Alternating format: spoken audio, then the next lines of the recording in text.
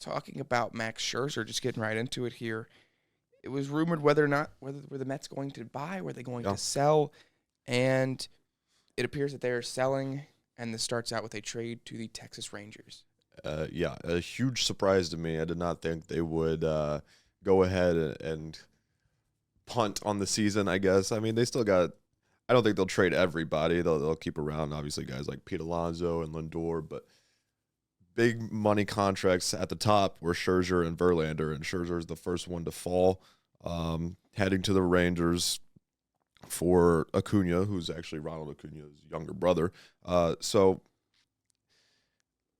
the Mets were paying a lot of money, and the results weren't coming. So naturally, it was the right move for the Mets, I feel, to get off these contracts and try and better yourself for the coming seasons to build again.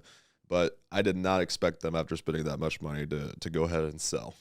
This was a really weird trade to me. This kind of reminds me of the Arenado trade to the Cardinals, where not a lot was given up, and then on top of that, the Mets are going to be paying over half of Scherzer's $43 million in 2024. The Rangers are only going to be paying $22.5 million of that. So I don't know. I didn't like this trade very much. Now, that's nothing against Luis Angel Acuna, who's in minors this year, hitting .315 with an .830 OPS.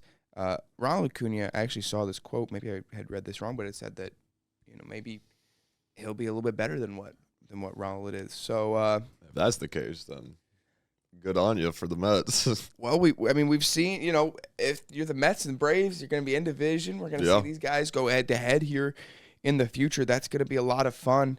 But I think the Rangers are getting a pretty good arm here in Scherzer, who is having a solid year this year at age 39. He's 9-4 with a 4.01 ERA, 121 strikeouts and a 1.189 WHIP. I think that Scherzer's having a very good year, and really, if you look at the Mets, the glimmer of success that they've had this season, it's really been because of the pitching staff with Scherzer and Verlander and Kodai Senga and Robertson out of the bullpen, who they've traded to the Marlins. So they're really trading away maybe the wrong pieces, but also the right pieces. I don't know. Yeah. It depends on who you ask. I don't know either. I think, even though they're paying half of the contract, it's the big money contracts that were at the top of the payroll.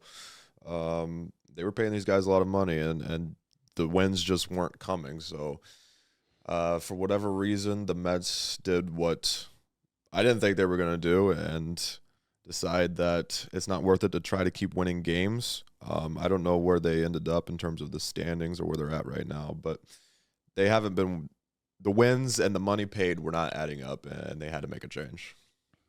Yeah, and I almost agree with them, but also at the same time, it's the Mets. So maybe make a splash in the offseason this year. They definitely weren't going to do anything.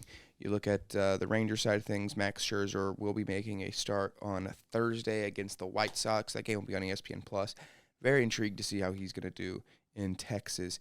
But that's not the only pitching arm that was traded to Texas over the weekend, because Jordan Montgomery from the St. Louis Cardinals, who's having a very good season this year. It's kind of been shadowed by the lackluster, disappointing season from the St. Louis Cardinals. Jordan Montgomery is going to be now going to Arlington, and this honestly could have almost been a better pickup for the Rangers than Scherzer. Yeah, they don't give up a whole lot. The one guy that maybe could be something, the infielder Thomas Sagisi, if I'm saying his last name correctly. But, it feels like the Rangers are taking a play out of the Dodgers playbook right now and just grabbing everybody at the deadline and then just adding and adding and adding. And it's getting pretty scary in Texas right now. Yeah, I mean, you could just look at Montgomery and what he's done this year. I really think that they're going for it, the Rangers are. And we'll talk about it in a moment, about this team in the AL and who is even really close to them. But Montgomery's got a 1.26 ERA plus this season, a 3.09 strikeout to walk ratio, a 3.42 ERA. And he's made 21 starts this season. And now you're going to have Max Scherzer there. You're going to have Nate Eovaldi, who is arguably the front runner for the Cy Young Award there. You're going to have looking to next season, DeGrom joining them, John Gray's pitching very well. So I think that this is, to me, a no-brainer for the Rangers because we've talked about it a little bit before. Pitching wins in the playoffs, man. Absolutely. Pitching win. You can look at any team in the past and why they won the World Series 9 times out of 10, it's because of the pitching staff. Yep. And I must say, the pitching staff in Arlington right now, it is one of the best in baseball. Very now. good. Very good. And it was good beforehand, and it just got even better. Obviously, DeGrom out this year, so it doesn't surprise me that they were going to try and make a move and add a little bit, especially to the rotation. But, boy, did they make some moves to add to the rotation. And it is, as a bat coming into Texas, I don't want to face that rotation at all. No, absolutely not. Looking on the Cardinals side of things, they bring in 3 guys. They're going to bring in John King, Chico Robbie, and Thomas Segasi. Yeah. Again, I also don't know how you really pronounce Apologize. that. But you look at King. He's the one I like the most, though, out of the package deal. Oh, yeah, 100%. 100%. You look at King, 28 years old, reliever, 87 career appearances, compiled a 4.27 ERA, 100 ERA plus. That's average. Low to mid 90s sinker, changeup combo. He's been okay, I guess. You're really looking at the other 2 guys. You're looking at Robbie and Segasi, who, although Robert is 21 years old, he's been injured this year, shoulder injury, a 5.05 ERA, however, a 4.17 strikeout to walk ratio. So I think that you see the upside with Robbie. He's obviously not there now, but I mean, he's got the fastball, changeup, curveball, and slider. So, the slider obviously new for him. He is learning, he is growing, and then Segasi obviously in Double-A, 314, 380, and 514 slash line, 15 home runs and 8 stolen bases. This is a guy that if you're in the division, you're in the Central Division, you don't want to see this guy get hot. He's 21 years old. I think that this kid could really be good. Yeah. You said that earlier.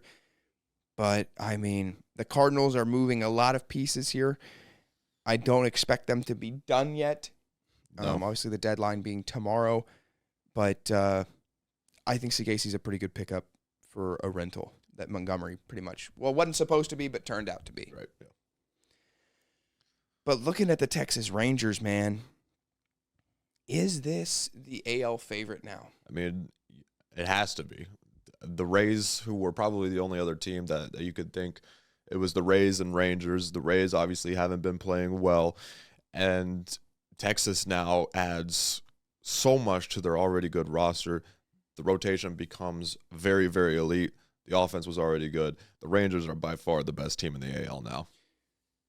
You look at it, they just were swept by the Padres. They're 2-7 in their last 9 games. They've got a pretty decent stretch here where they can get hot. They play Chicago and Miami at home, Oakland, at San Francisco, the Angels for 3. They've got potential here to go on a very hot streak, and that's going to be with John Gray on the bump, Andrew Heaney on the bump, and Max Scherzer, newly acquired, on the bump. So you're going to have a Chicago team that's going to be pretty beaten down. They're probably going to be moving Tim Anderson, so you probably won't have to see him. Giolito now gone. So I'm intrigued to see how this team's going to go. Maybe this brings a little bit of life to him. And maybe this team, I mean, we've still got about 30 hours till the deadline. Yep. This team can still make some moves. Yeah, I think what they just did, I think, is something that, as a team, it kind of juices you up a little bit. And I think it'll build a lot of momentum. And as you said, they have a chance to go on a little bit of a run here. But, I mean, when it comes down to it in the playoffs, I mean, I like Baltimore a lot. And Baltimore, they may add to, and they may take that spot for me. But I really like the Rangers roster now a lot after what they've added so far. I think if they went and got something else, it would have to be probably a left fielder. And I think that Jankowski's done a good job for them when he gets opportunities.